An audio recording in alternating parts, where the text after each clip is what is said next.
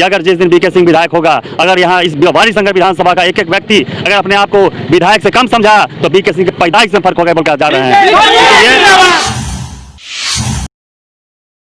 नमस्कार, मेरा नाम नफीस करीम है। आप देख रहे हैं नैतिक समाचार। आज हमारे साथ समस्तीपुर जिले के वारिसनगर विधानसभा से आरएलएसपी के उम्मीदवार हैं। इनसे हम बातचीत करते हैं कि चुनावी मुद्दा इनका क्या रहेगा। जी सर, बताइए कि इस बार आपका चुनावी मुद्दा क्या रहेगा। देखिए, हम लोग विगत 13 वर्षों से अपने क्षेत्र में सक्रिय हैं और हमने उस वक्त से हैं जब यह क्षेत्र रिजर्व था। 2007 में चुनाव नहीं लड़ना था, 8 में चुनाव नहीं लड़ना था, 9 में चुनाव नहीं लड़ना था, 10 में जब संवैधानिक रूप से जब यह क्षेत्र जनरल हुआ तो हम लोग चुनाव में आए, निर्दलीय प्रत्याशी के रूप में हम लोग आए थे। हम लोगों ने विगत 13 वर्षों में 500 पर से ऊपर लड़कियों की शादी करवाया, हज़ारों ऑपरेशन करवाया है। कम से कम 250-300 चापाकल हम लोगों ने ट्यूबवेल से हम लोग करवाया है।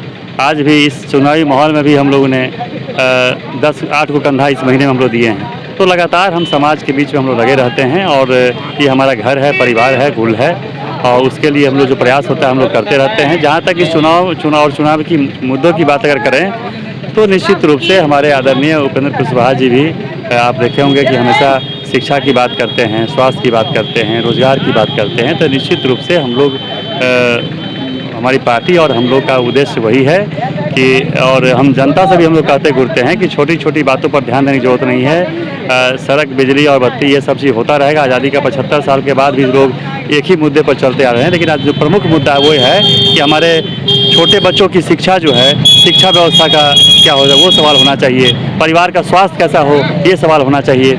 आप हमारे किसान भाई, हमारे मजदूर भाई, उनका जीवन स्तर कैसे उठेगा यह सवाल होना चाहिए।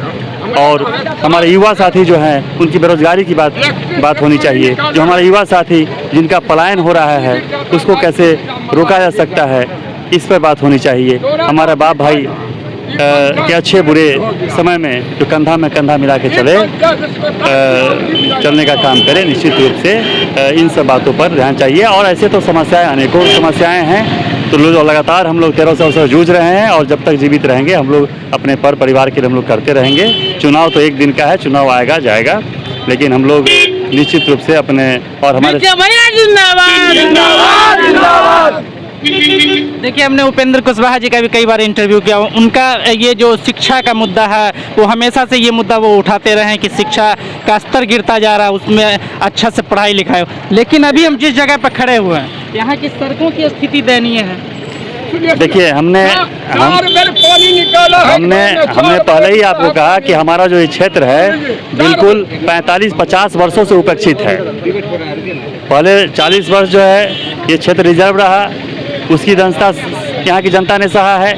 और इस 10 वर्षों, देखिए 15 साल से यह बिहार सरकार है और 10 वर्षों से इसी सरकार का विधायक है, लेकिन यहाँ की जनता न उसको पहचानती है, न किसी तरह का यहाँ कोई काम हुआ है।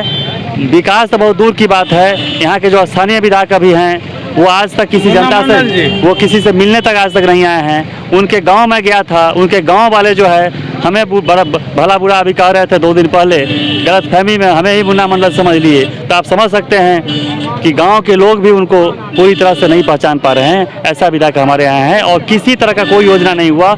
और बहुत ही शर्म की बात है कि हम जहाँ पर हमारा बाप भाई दो रोटी, बिजली और सड़क के लिए आज मर रहा है, उस जगह पर विधायक का 50% से ऊपर फंड जो है सो वापस हो गया और फंड जो है सो वापस हो गया और ये काम नहीं करवा पाए। तो निश्चित रूप से आप समझ सकते हैं कि ये लोग जो है सो नेता हैं। हम लोग जो है सो अपने जनता बाप भाई के बीच में बेटा के रूप से आए हैं।